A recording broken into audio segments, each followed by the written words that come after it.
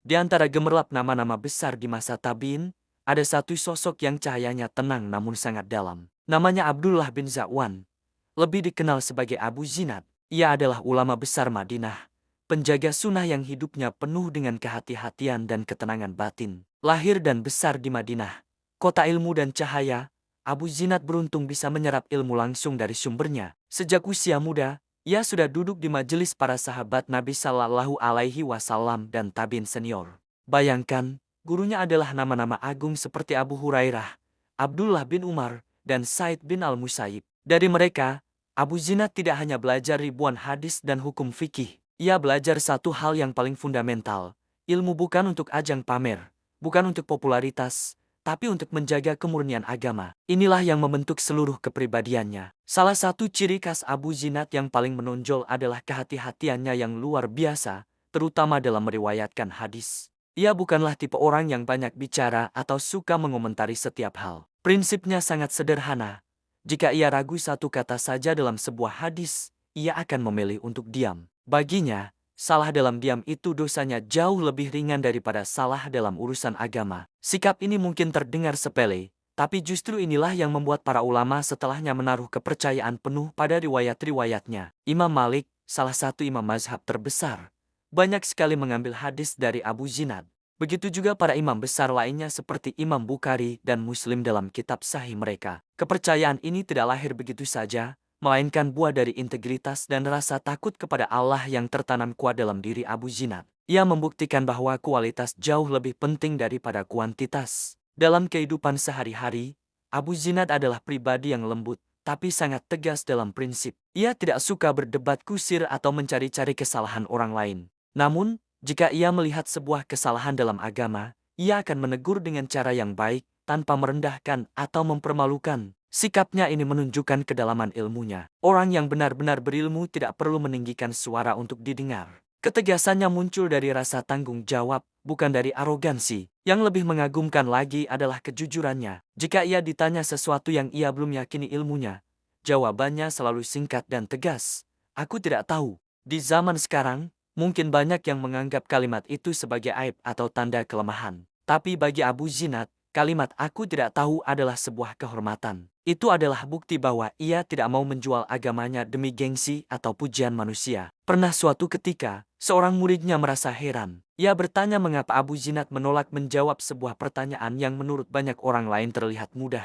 Jawaban Abu Zinad sangat menusuk kalbu. Ia berkata, "Aku takut lisanku lebih cepat daripada ilmuku." Subhanallah. Ini adalah cerminan dari seorang alim yang benar-benar memahami betapa beratnya tanggung jawab sebuah lisan di hadapan Allah. Ia tidak ingin tergelincir dalam ucapan yang tidak didasari ilmu yang kokoh. Ia lebih memilih reputasinya terlihat tidak tahu di mata manusia, daripada harus menanggung risiko berbicara tanpa ilmu di hadapan Rob semesta alam.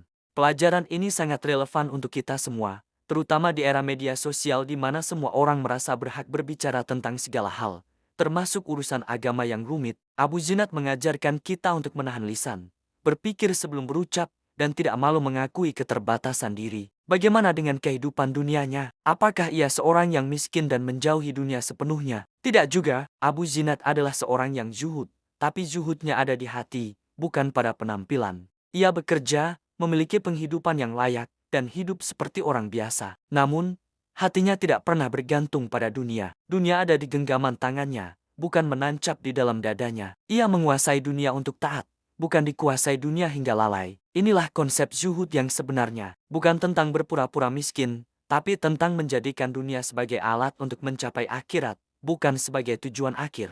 Hartanya tidak membuatnya sombong, dan kekurangannya tidak membuatnya berkeluh kesah. Hatinya selalu tenang karena sandarannya hanya kepada Allah.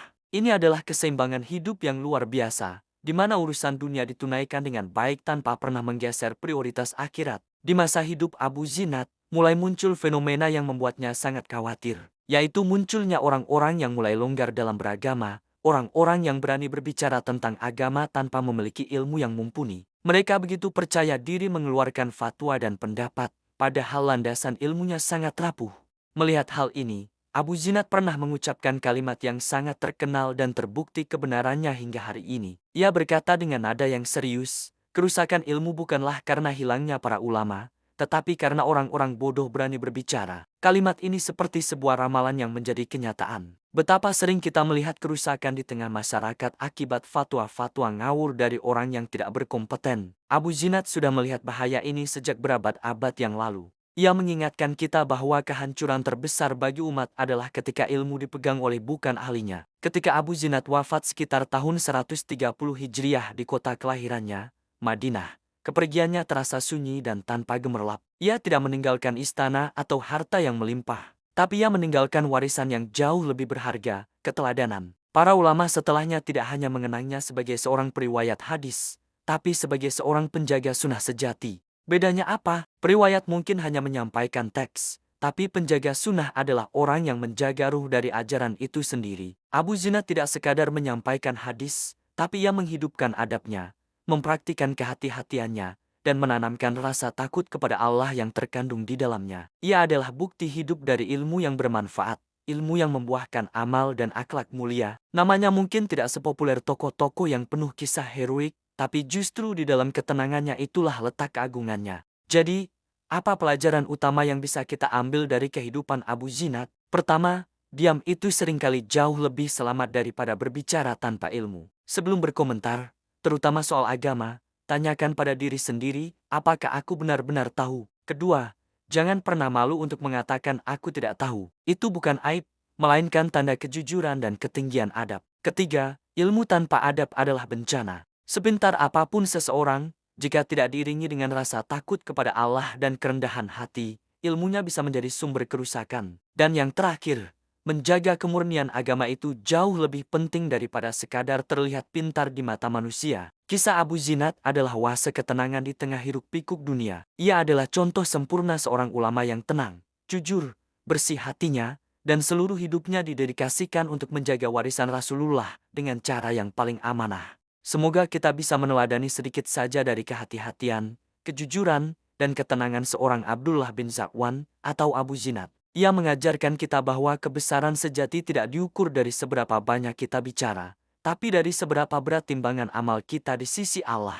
Ia pergi dalam sunyi, namun namanya tetap hidup dan bercahaya di dalam kitab-kitab hadis dan di hati orang-orang yang mencintai ilmu. Terima kasih sudah menyimak kisah inspiratif ini. Semoga bermanfaat dan bisa menjadi pengingat bagi kita semua untuk selalu berhati-hati dalam lisan dan perbuatan. Jangan lupa untuk subscribe agar tidak ketinggalan kisah-kisah penuh hikmah lainnya. Sampai jumpa di video berikutnya.